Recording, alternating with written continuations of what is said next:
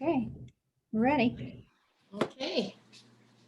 All right, let's call this meeting to order and begin with the Pledge of Allegiance. I Pledge allegiance to the flag of the United States of America and to the republic for which for it which it stands, stands, one one nation, nation, under under God, God, indivisible, indivisible, with with liberty liberty and justice for all.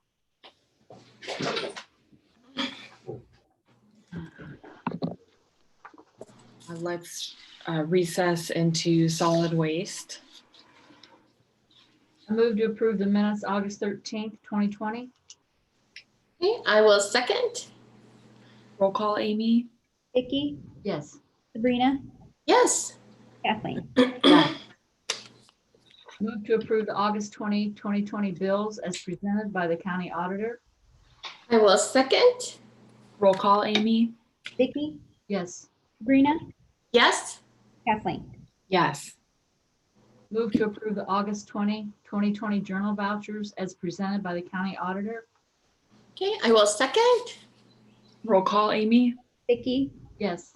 Sabrina, Yes. Kathleen. Yes. Move to approve the August 2020 then and now certification as presented by the county auditor. Okay, I will second. Roll call, Amy? Vicky, Yes. Sabrina, Yes. Kathleen. Yes. Bill is not with us this morning, Kathleen. I believe not, but I think Todd Yeah, Todd's here. is here to discuss with us. Jean, is Bill coming? Do you know? I know. I think he has something he can't get away from right now. So Okay, Okay. that's what I thought. this could be him though. 36-4. No, I don't believe so. No, I know he That's Joanne. said last week he wasn't going to be here, but I didn't know if he changed. We're good though with that. Okay. Did you want to comment on this? The Is Todd on? yes, Yeah, he is. Todd's on. He's muted. Todd, we got your memo and then the spreadsheet came. Can you walk us through that? We can't hear you if you can unmute.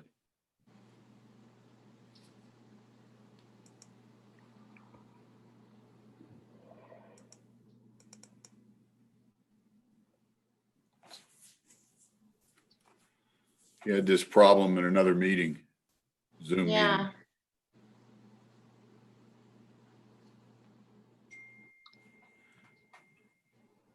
He's gonna It's call doing. back He in. just sent me a text. It's doing the same thing. Okay.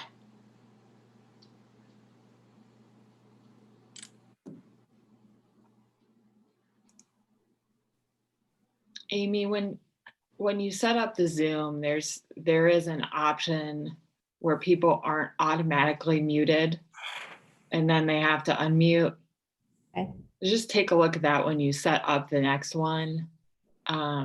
I mean, sometimes it's good to automatically mute people, but I think it's harder when people call in to unmute because it isn't like a button at the bottom. It's a phone function that I don't know exact. I think you have to hit star something. It's *6, I think. *6. Yeah, to mute and *6 to unmute. There he is. Can you hear me? Yeah. Here. Yes. Okay. Yeah, where are we at? We're at the discussion item for solid waste, and we have your memo and your spreadsheet, and we were hoping that you could walk us through that. Yeah, basically there was a combination of things that happened. Of course, it started last October when we delayed Aurora billing by half a year. Of course, half a year last year and half a year this year all hit this year for a full year. Then on top of that, we delayed the billing procedures, which ended up delaying 6 months of, or not delaying, forgiving 6 months of Brimfield. And then on top of all that, we had 2 trucks that went down. We were able to find used trucks for 50,000 each, but those were not planned for this year. And then they've already ordered one load of carts, and now Dawn is saying that they need to order a second load of carts. And so the combination of the loss of revenues and the increased expenditures has sort of pushed them over the edge to where we're now asking for 197,000. I've been mentioning that it was probably going to be around 150 throughout the year, so we're not that far out of line from where we thought we would be. A great portion of that difference is the additional carts that need ordered. So at this time, we need a $197,000 transfer in order for them to finish the year operating at the current level that they are. Okay. Todd, I have a question. The delay on Brimfield, that won't actually reflect until next year's budget, correct? Because taxes are a year behind. Well, actually, Brimfield's money we won't even get until 2022. But even then, when we put it into the forecast, we're missing a whole half a year. I mean, we did forgive that half year. You know, that's never coming. And then because we did it under the new billing system, we did it under a contractual service.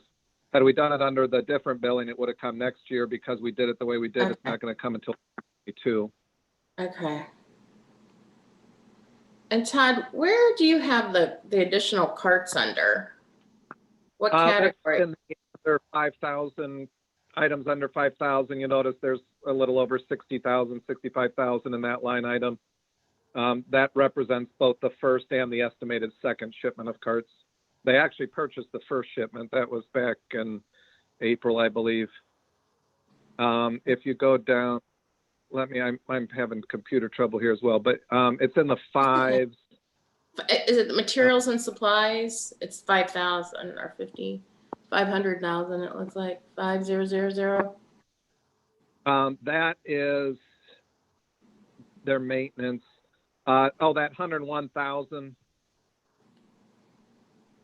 That includes the carts. Okay. The 60, like almost 65 of that is carts. So do you want to pass this resolution in DBFM? Is that what we're doing, Kathleen? Yeah, we You have wanted to- this. Okay. Go Yeah, ahead. Todd. sorry. It's passed in regular session, not under solid waste. Okay. Because Oh, it's the general fund. Okay. But we And wanted then to Todd, discuss it Todd- under solid waste. yeah, Todd, is there any hopes of recouping any of this, or are we just out the 197,000? So you'll recall earlier in the year, we did a $500,000 cash advance. A cash advance means we do intend to get it back. So that we will get back. This we are doing as a transfer. This is money that's going to go one way, and there is not any intention of recouping this. My guess right now, the way things are going, is that we'll need another transfer next year. But then hopefully by 2022, we will no longer need general fund again. This is the first general fund transfer that's been done to the district since its inception. Okay. All right, thank you. Okay, I move to adjourn solid waste. I will second. Roll call, Amy? Yes. Sabrina, Yes. Kathleen. Yes. All right, let's reconvene. Joey? Joanne is here, I think. Yep. She's muted though.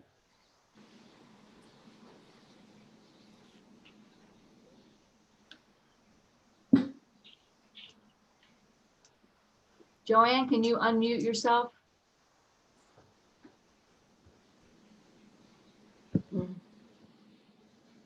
Joanne, maybe try *6. Is that what you said, Sabrina? 6? Yeah. Now, can you hear me? Yeah. Yeah.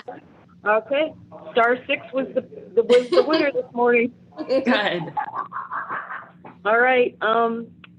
First resolution I have today is from the county engineer, and basically this is to get the assessed ditches that they perform maintenance on the tax duplicate for 2020, so that we can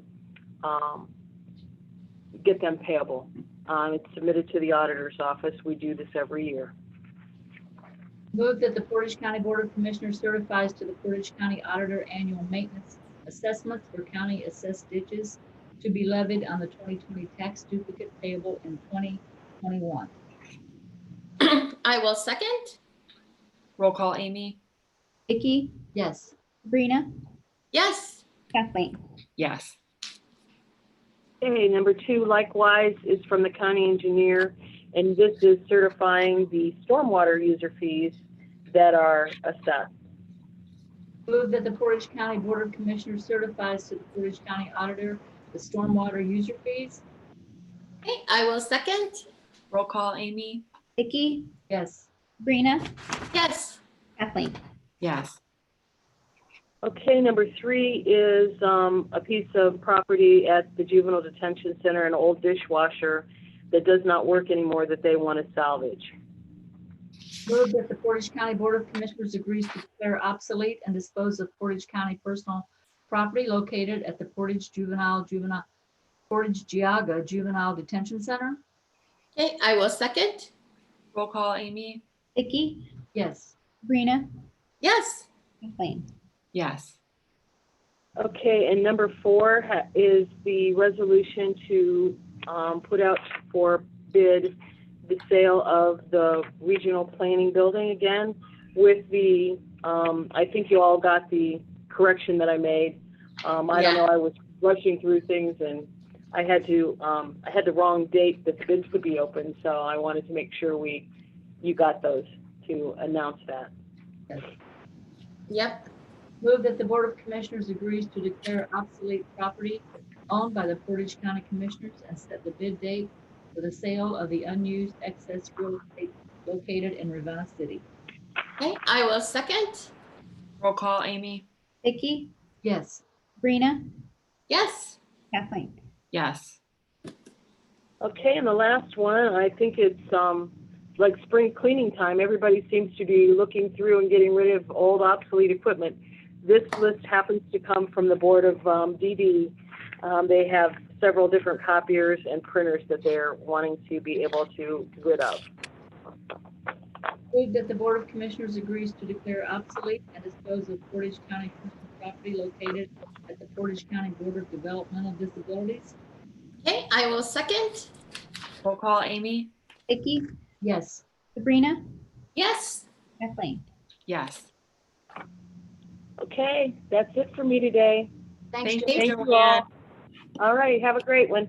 You You too. too. Bye. Sue's here. Yep.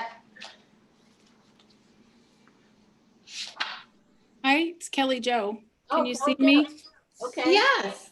You can see me? Oh, No, good. we can't see Yeah. you. We see Sue Brannon. The And name, now her it's name. muted. just the name. Can you tell me how I can be seen, Sue? But you can hear me, which is a good start. Yeah. Is there a video in the left corner? There we go. Sue, there's Kelly. Now Oh, now you're muted though. you're muted again. How about now? Am I good? Good. Good. Good morning. Good morning. Shall I get started? Yes. Yes. Okay. I'm sorry I have a lengthy agenda, but I'm hoping to be concise so we can have some discussion. So my first open agenda item was a discussion about Protect Ohio. I had forwarded you a very fat packet on the Protect Ohio report, just so that you could have some familiarity with what Protect Ohio, we've talked about it. I've talked about it with you over the last year, but the report kind of gives perspective on where we've been since 1997. So Protect Ohio was a waiver, federal waiver program afforded to Ohio in all the states actually, starting in 1997, and Portage County was uniquely selected to be a part of that since that time. And then unfortunately, 2 years ago, we got wind that the waiver was going to go away. The state of Ohio tried to grieve that or to apply for an extension and unfortunately was denied.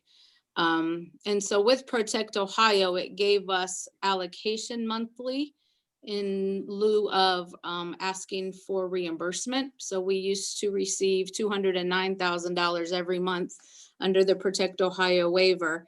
And under that, you know, we as counties, there are 15 counties, I think, that ended with Protect Ohio.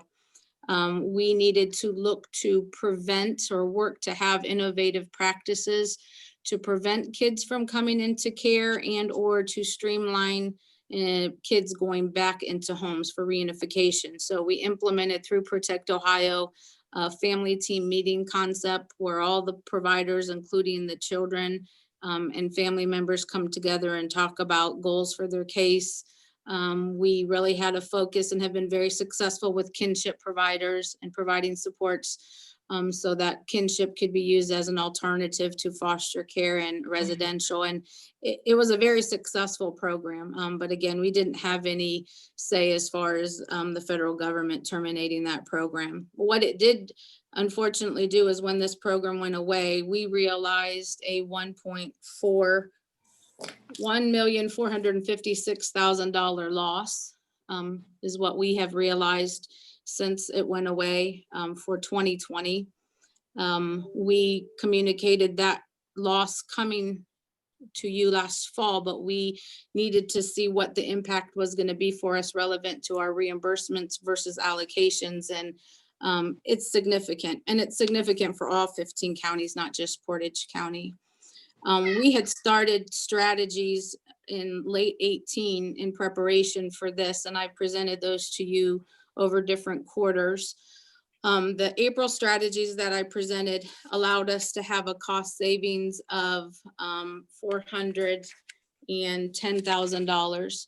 And after April, we continued our efforts through hiring freezes, through reassigning people to different divisions, reducing contracts. And so we realized an additional $227,300 in savings. So in total, since we learned about Protect Ohio, we've been able to save $638,286.09 to date. But unfortunately, with that $1.456 million loss, less our savings, we are still at a net loss of $817,916.81. We did not have detailed information on the gap funding that was promised to counties in late of 19 until about 3 weeks ago.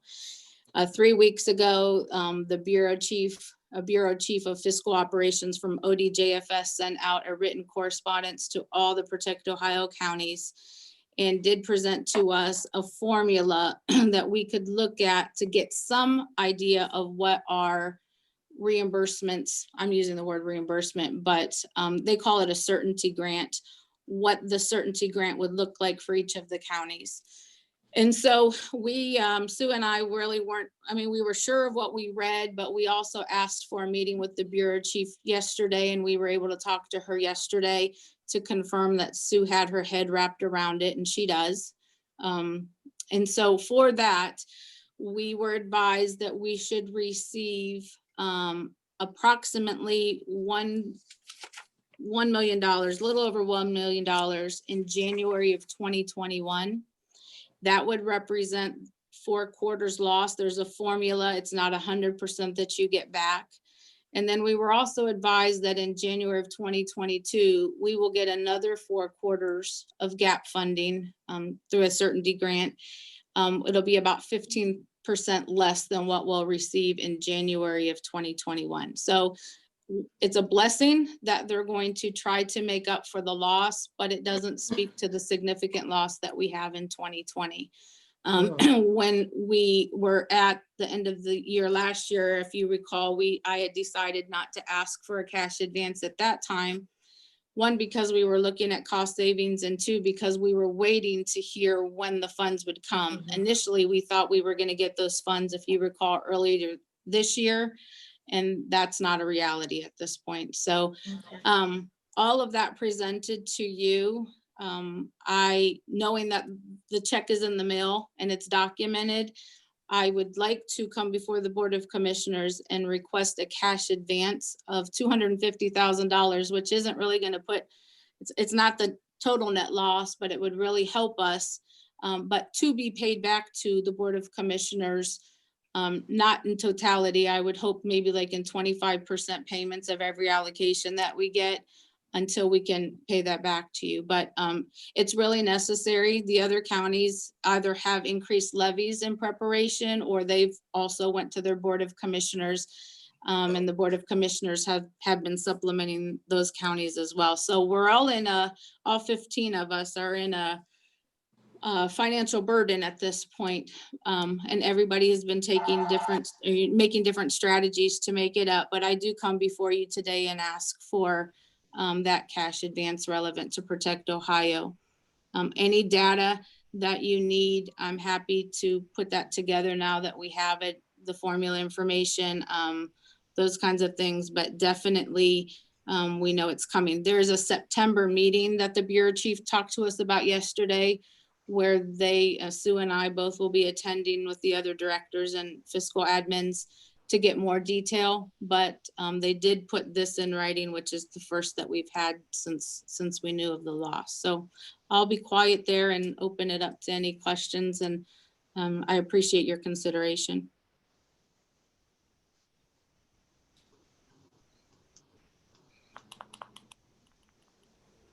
I don't really have any questions. I mean, I think you explained it well. I mean, it doesn't sound like any fault of your own. It's just funding. Right. Absolutely. And again, the other counties the same. It's just, and I understand the budget constraints of the state of Ohio.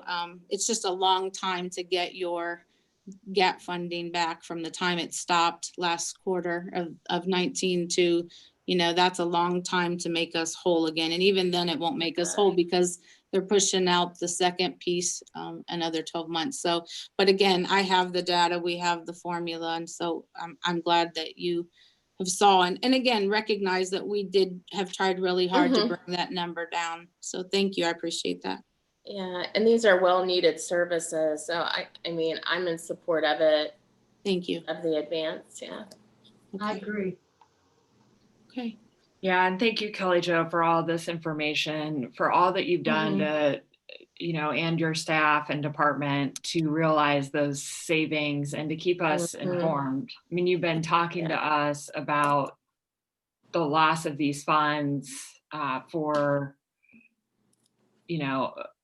months and months, and we appreciate that. And I think, this is an important priority for us and something we can do, and something I think we need to keep thinking about how we deal with this issue in the long term. But for now, I think that the cash advance is definitely something we should do. Yes. Okay. So that will be coordinated through your office with your budget and finance office, and then through Sue. Would that be? Yeah. Okay, and I will definitely report back out in September after our Protect Ohio Consortium meeting. So you will be kept abreast of everything throughout the process. So I so appreciate it. Thank you so much. Thank you. Then I will move to the next money topic, sad topic. So historic perspective, I think it's important that I give you this, and this is, I appreciate and respect Juvenile Court under the administration of Judge Berger.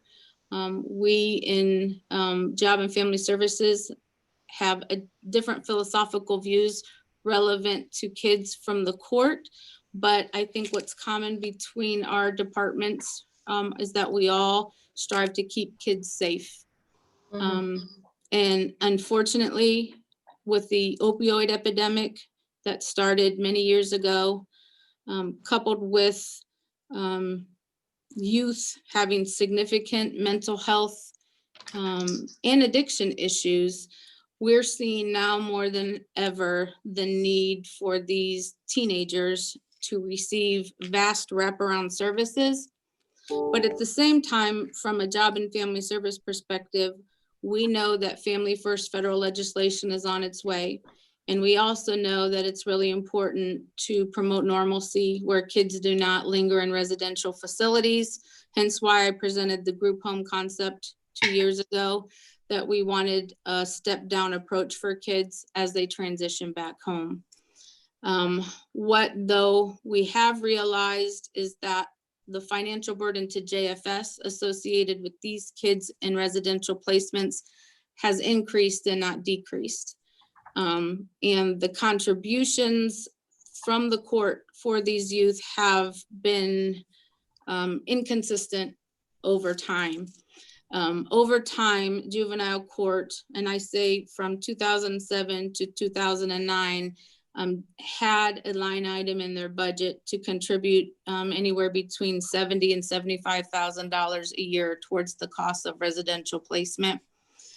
From a span of 2010 to 2016, we did not, JFS, receive any reimbursements from the courts towards these costs. And then it was resurrected in 2017, where the court has contributed about $28,000 a year in the year 17, 18, 19, and 20, and have committed a contribution of $60,000 for 2021. So we've maintained, because again, when we started out with the opioid epidemic, we had a $2 million cash balance in our child welfare fund. And because of the number of kids coming into care, whether it was residential or foster care, those funds have since been gone. They've been depleted because of the increase of kids. So that being said, last year, this is just a perspective, the court remanded into JFS custody 28 youth that were placed at some time during the year in a residential facility. And those 28 youth, those housing costs correlated to $968,000, $968,705.68. So about 1/3 of our placement budget, approximately $1 million, we spent JFS on kids in residential facilities through juvenile court. These are not child abuse or neglect cases. These are JCA cases, delinquent and criminal cases. These youth are on probation. And there are kids, and we care about the kids, and it's not about that. Our commonality is we're wanting to do what's best for the kids, but there's costs associated with placement. So if I could just kind of freeze that perspective, we ran our numbers on the same population of youth through June 30th, Sue and I.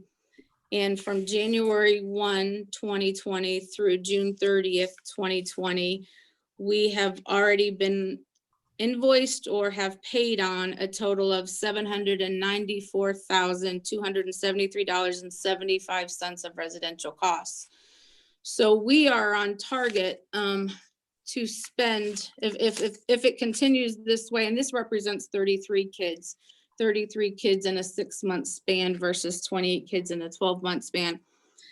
And our efforts collectively are to try to step these youth down to a placement that's not residential, not just because of money, but residential is not the ideal place for kids to stay long-term. It's there, the residentials are there for a therapeutic need, for a safety need, but then when kids are stabilized, they need to step into more of a familial or normal environment.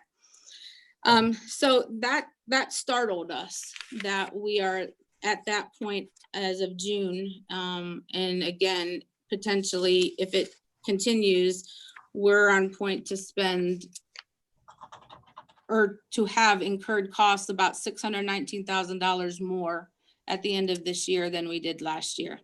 So 1.6 million versus 1 million. And so again, we meet quarterly with Judge Berger. We have initiatives and efforts that are going on to try to help this issue, but with the financial contribution from the court being so minimal, and based on our Protect Ohio circumstance and everything else, I would like to ask on behalf of JFS if the commissioners would consider not giving a cash advance, but actually transferring about $250,000 to our budget.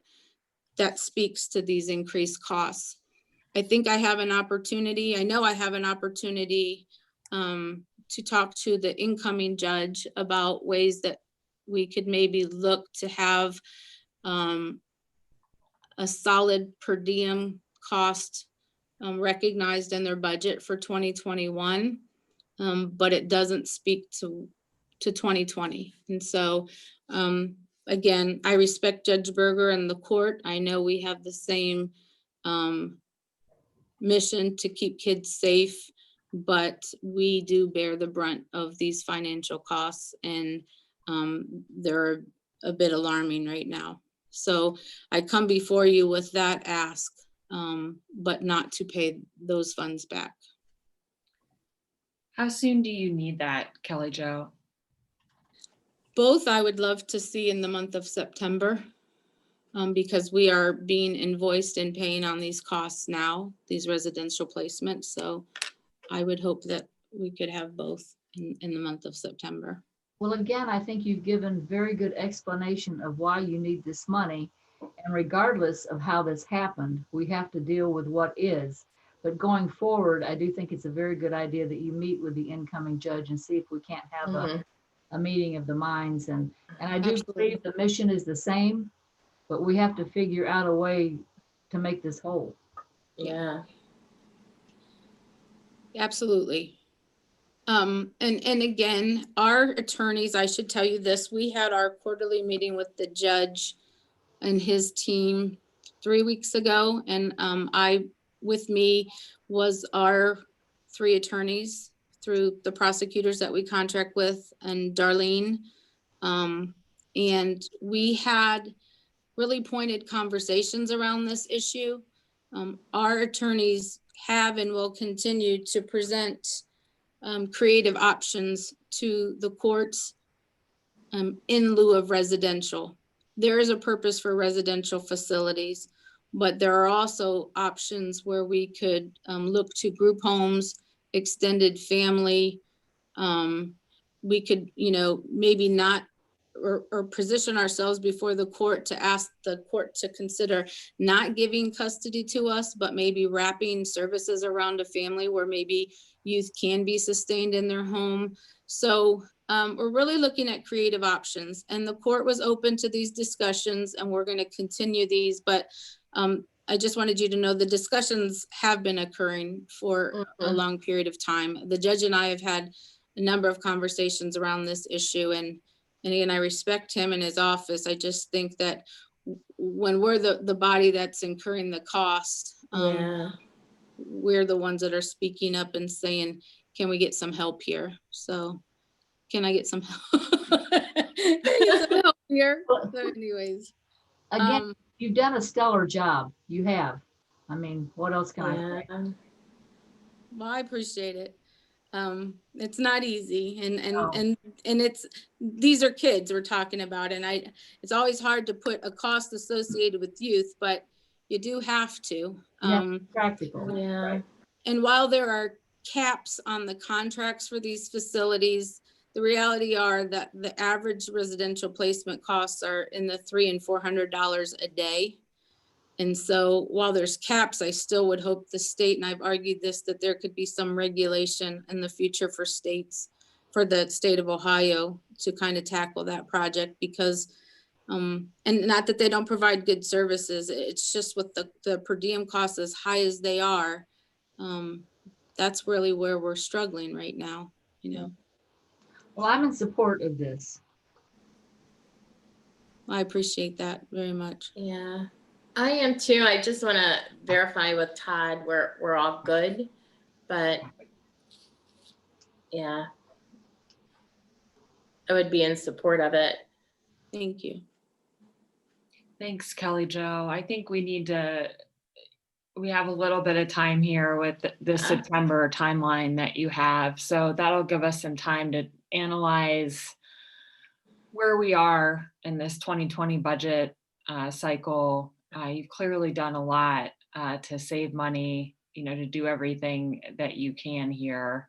Yeah. And I think we'll look into what our options are.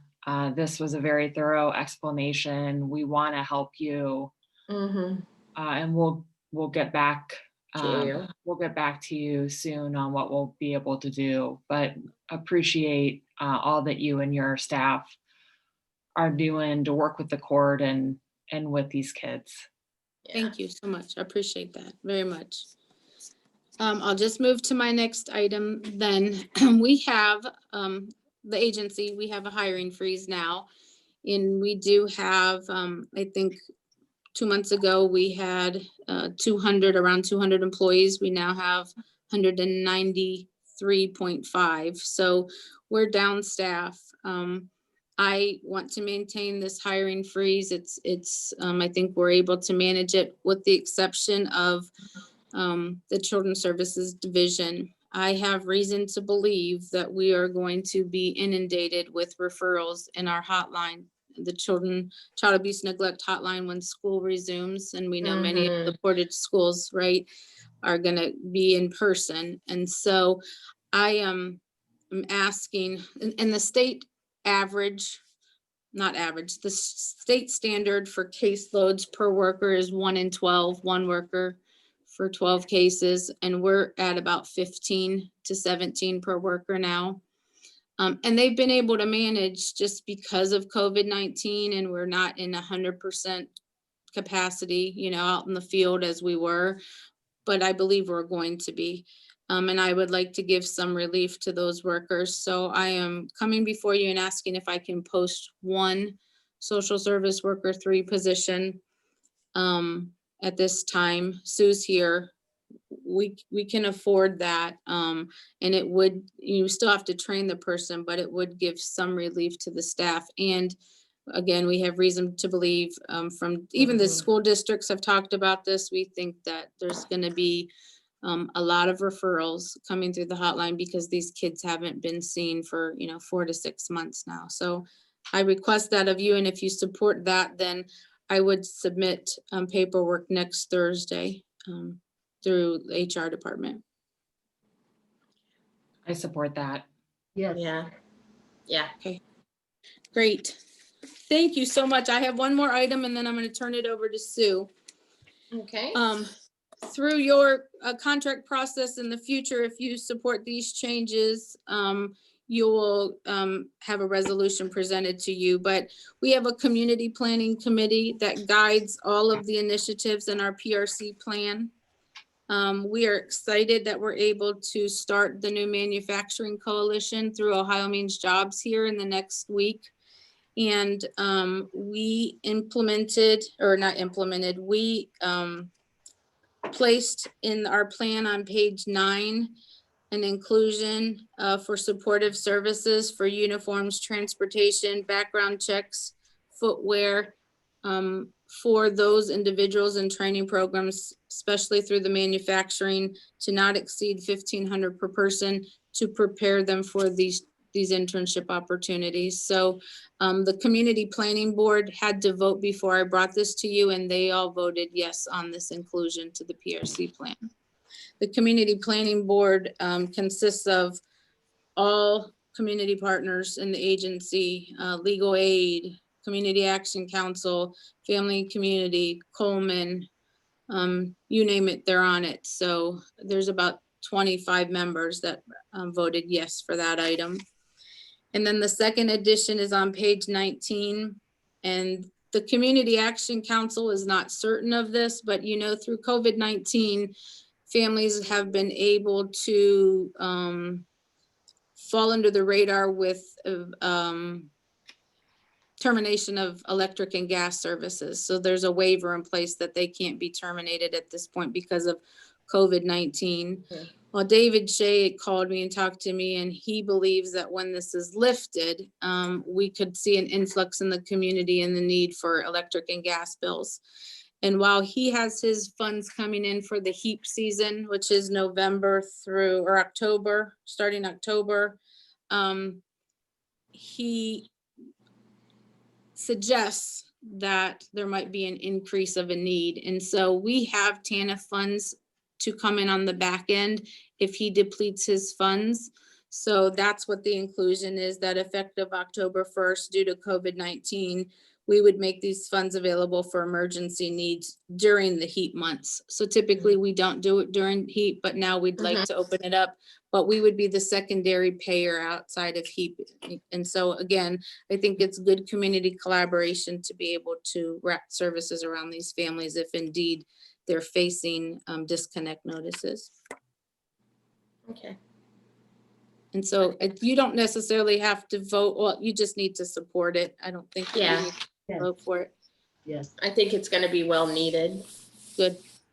So Kelly Jo, it's for all utilities? Yes, Okay. Except water and sewer. correct. Okay. It's gas and electric, I think. And heating fuel included in that Yeah. too, for those, Yeah. yeah.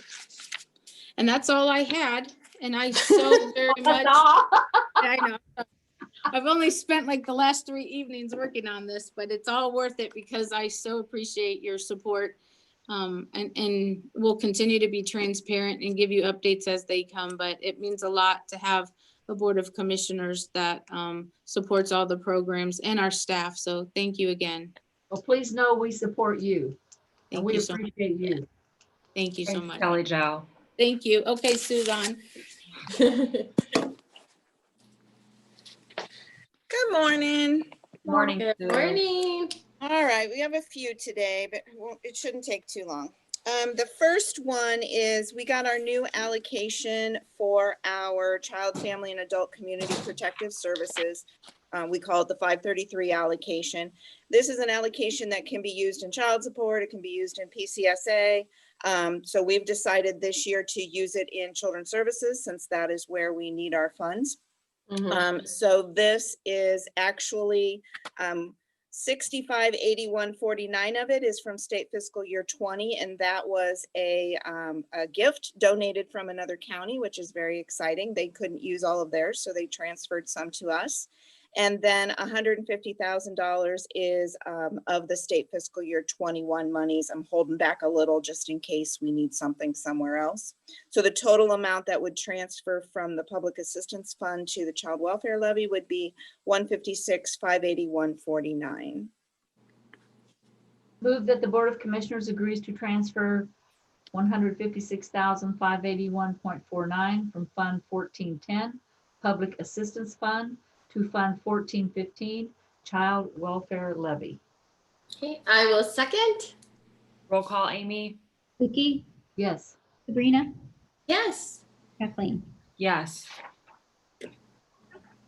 Okay, and then the second one is our regular monthly shared costs that Child Support Fund owes back to Public Assistance. This is for the month of July 2020. Okay. Move that the Board of Commissioners agrees to transfer $18,617.75 from Fund 1414, Child Support Administration, to 1410, Public Assistance Fund. Okay, I will second. Roll call, Amy? Vicky, Yes. Sabrina, Yes. Kathleen. Yes. Okay, and then the third one is a transfer for our 4D contract payments. Transfer from the general fund to the Child Support Administration for the 34% match for payments that were made in July for domestic court for February through March, the prosecutor March through May, and the clerk for February through March services. Move that the Board of Commissioners agrees to transfer $15,539.19 from Fund 0001, General Fund, to Fund 1414, Child Support Administration. Okay, I will second. Roll call, Amy? Vicky, Yes. Sabrina, Yes. Kathleen. Yes. Okay, and number 4 is our regular shared payment from the Child Welfare Fund to the Public Assistance Fund to help cover the shared costs that they owe. This is the 5th payment in state fiscal year 2020, second quarter, in the amount of $140,000. Move that the Board of Commissioners agrees to transfer $140,000 from Fund 1415, Child Welfare Special Levy Fund, to Fund 1410, Public Assistance Fund. Okay, I will second. Roll call, Amy? Vicky, Yes. Sabrina, Yes. Kathleen. Yes. Okay, and finally, the fifth one is our regular shared costs that the WIA fund owes back to the Public Assistance Fund. This is for an April and May and June adjustment, and then July 2020 in the amount of $84,497.77.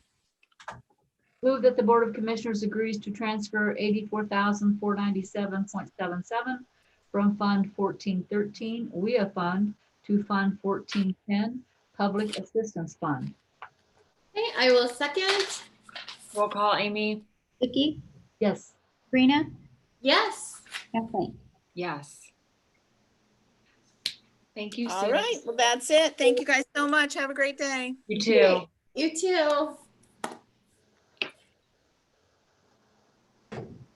Todd, are you back with us?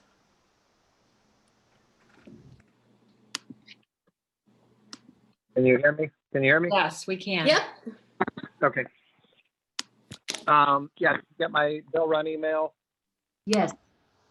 Okay, the only thing on there that the then and nows were just a little higher than usual, but there were two bills. One was almost 100, well, it was over 100,000, and another was around 60,000. Both from the beginning of the year, nothing concerning that they're late. I think it was just getting contracts signed, et cetera. So that's why that's so high. Otherwise, everything else is normal business and nothing of concern to note. Okay, move that the Board of Commissioners agrees to approve the Thursday, August 20, 2020 bills, ACH payments as presented by the County Auditor and reviewed by the Department of Budget and Financial Management. Okay, I will second. Roll call, Amy? Vicky, Yes. Sabrina, Yes. Kathleen. Yes. Move that the Board of Commissioners agrees to approve the Thursday, August 20, 2020 wire transfers for health benefits as presented by the County Auditor and reviewed by the Department of Budget and Financial Management. Okay, I will second. Roll call, Amy? Vicky, Yes. Sabrina, Yes. Kathleen. Yes. Move that the Board of Commissioners agrees to approve the Thursday, August 20, 2020 journal vouchers as presented by the County Auditor and reviewed by the Department of Budget and Financial Management. Okay, I will second. Roll call, Amy? Vicky, Yes. Sabrina, Yes. Kathleen. Yes. Move that the Board of Commissioners agrees to approve the Thursday, August 20, 2020 then and now certification as presented by the County Auditor and reviewed by the Department of Budget and Financial Management. Okay, I will second. Roll call, Amy? Vicky, Yes. Sabrina, Yes. Kathleen. Yes. Move that the Board of Commissioners agrees to transfer 197,000 from Fund 0001 General Fund to Fund 8300 Solid Waste. I will second. Roll call, Amy? Vicky, Yes. Sabrina, Yes. Kathleen. Yes. Thank you, I believe Todd. that's it for me. Thanks, Todd. Thanks, Dad. Jean, do you have any items? An update, I was hoping to have the King Kennedy to you today.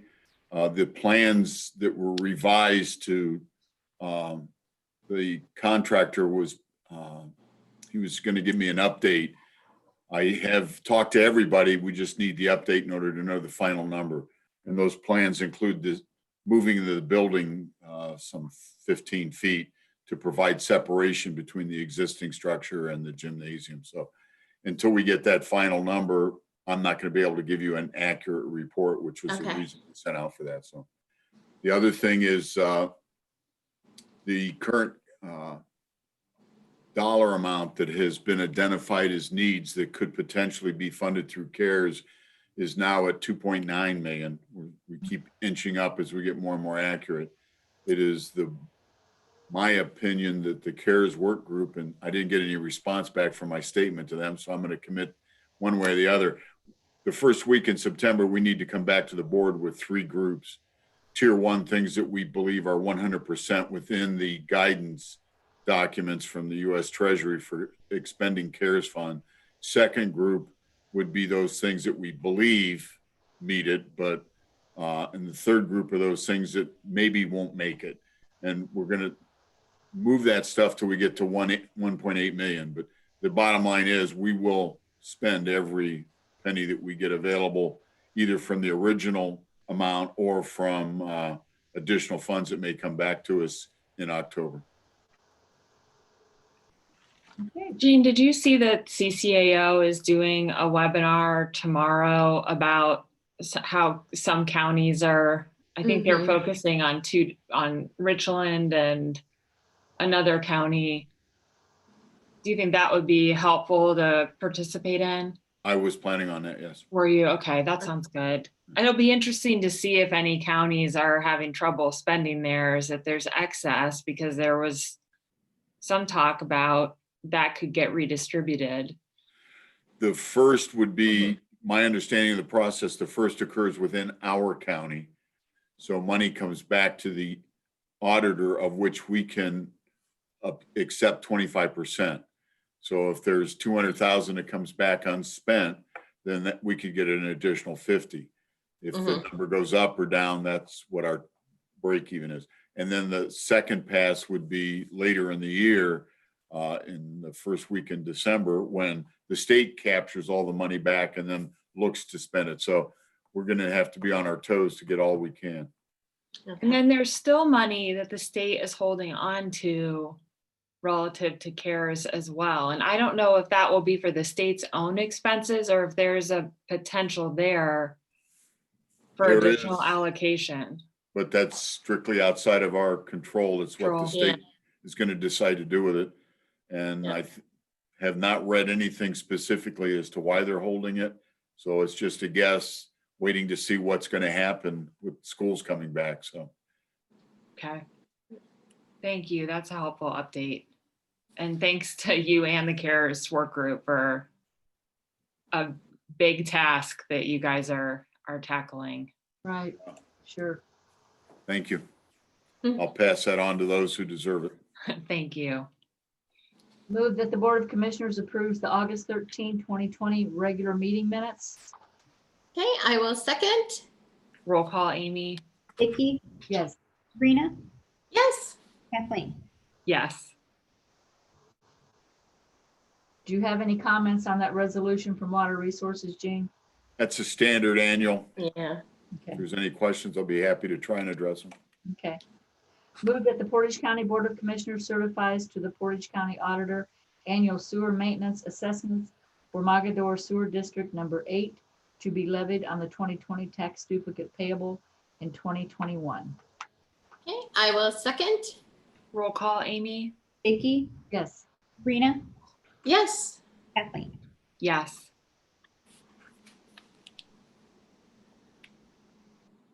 Is Ryan coming for this? No, these are the items that Revision. are routine and we don't need the presentation. Move that the Board of Commissioners agrees to rescind resolution number 20-0488 adopted on August 6th, 2020. Okay, I will second. Roll call, Amy. Vicky, Yes. Sabrina, Yes. Kathleen. Yes. Move that the Board of Commissioners authorizes the application and accept the 4-year 2020 Emergency Management Performance Grant, COVID-19 Supplemental EMPG-S on behalf of the Portage County Homeland Security and Emergency Management Agency. Okay, I will second. Roll call, Amy. Vicky, Yes. Sabrina, Yes. Kathleen. Yes. Move that the Board of Commissioners agrees to authorize the application and accept the SFY 2020-2021 EPCRA funds from the Ohio State Emergency Planning Committee and Portage County Homeland Security and Emergency Management Agency. Okay, I will second. Roll call, Amy. Vicky, Yes. Sabrina, Yes. Kathleen. Yes. Move that the Board of Commissioners agrees to appoint Robert Walker, alternate to the Portage County Emergency Management Agency Advisory Committee. Okay, I will second. Roll call, Amy. Vicky, Yes. Sabrina, Yes. Kathleen. Yes.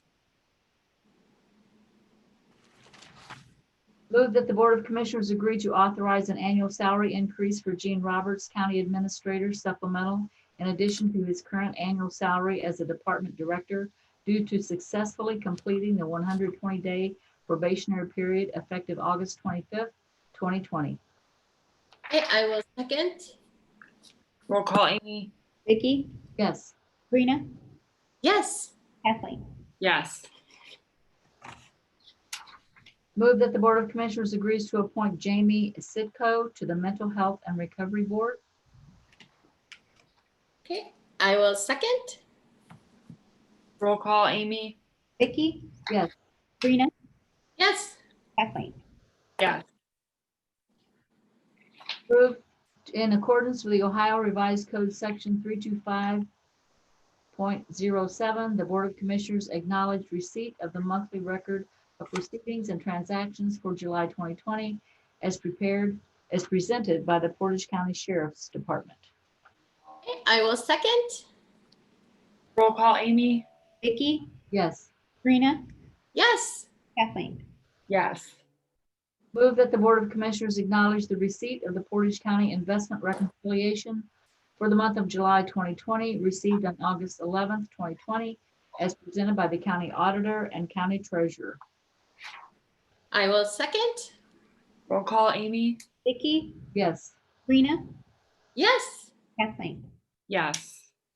Move that the Board of Commissioners acknowledge receipt of the August 13, 2020 certificate of the County Auditor that the total appropriations from each fund do not exceed the official estimate resources for the fiscal year beginning January 1, 2020, as presented by the Portage County Auditor's Office. Okay, I will second. Roll call, Amy? Vicky, Yes. Sabrina, Yes. Kathleen. Yes. Move that the Board of Commissioners authorize the electronic submission of the Ohio Office of Criminal Justice Services second quarterly sub-grant report for domestic violence intervention project grant number 2019-WF-VA2-8222 for the period ending June 30, 2020, as presented by Donna Buchanan, Family and Community Services. Okay, I will second. Roll call, Amy? Vicky, Yes. Sabrina, Yes. Kathleen. Yes.